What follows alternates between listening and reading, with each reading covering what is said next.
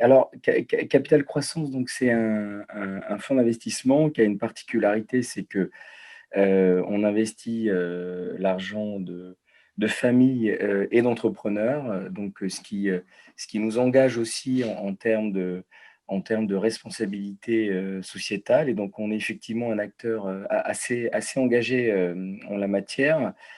Et donc, on est aussi actionnaire de Vlad, donc heureux actionnaire et fier d'être au capital aux côtés de la BPI de cette belle société.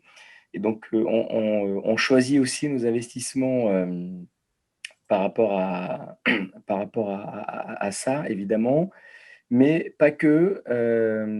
Je m'explique. En fait, on a entamé une démarche il y a quelques mois qui consiste à lancer un nouveau véhicule qui s'appelle Edelweiss Transition et Impact, qui porte le nom d'Impact, mais qui n'est pas un fonds d'impact comme on le voit traditionnellement. En fait, notre positionnement est de dire qu'on va accompagner les sociétés en matière d'engagement sociétal, environnemental, avec impact, avec force.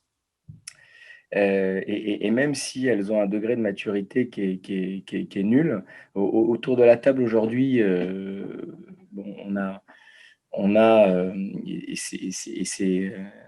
et c'est comment dire, le biais de la réunion des gens qui sont spontanément engagés en la matière. La réalité, c'est que dans le tissu économique français, beaucoup de dirigeants de PME se sentent pas ou peu concernés.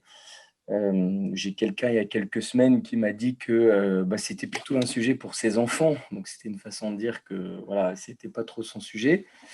Donc le parti qu'on a pris, c'est bah, ces patrons-là, c'est de les faire évoluer. Alors on n'est pas des psychologues.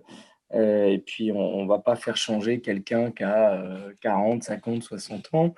Mais c'est notre job de l'amener en fait à la conclusion que ça va être créateur de valeur, en fait, tout simplement.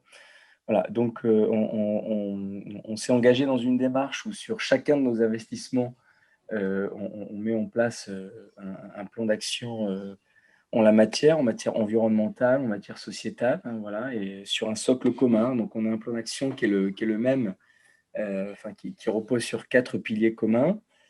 Et pour éviter le greenwashing ou des plans d'action de complaisance, en fait, on fait valider ce plan d'action, alors pas par Socotec, mais par un comment dire, un comité RSE indépendant qui est composé d'une dizaine de personnalités de la RSE qui ne sont pas des copains, qui sont des gens assez rigoureux en la matière et qui nous valident ou pas l'ambition qu'on a sur chaque investissement.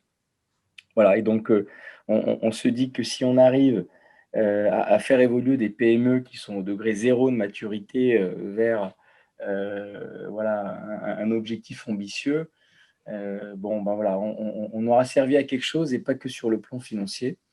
Et donc, à ce titre, on travaille beaucoup avec Olivier et ses équipes. Là, on a 2 missions en cours sur 2 de nos investissements. Et en fait, c'est vachement intéressant parce qu'au début, évidemment, les patrons, ils vont en traînant des pieds. Il y a même un investissement où on a dû payer en fait nous-mêmes pour que ça se fasse. Et après, ben, les équipes, elles sont ravies en fait. Voilà. Donc,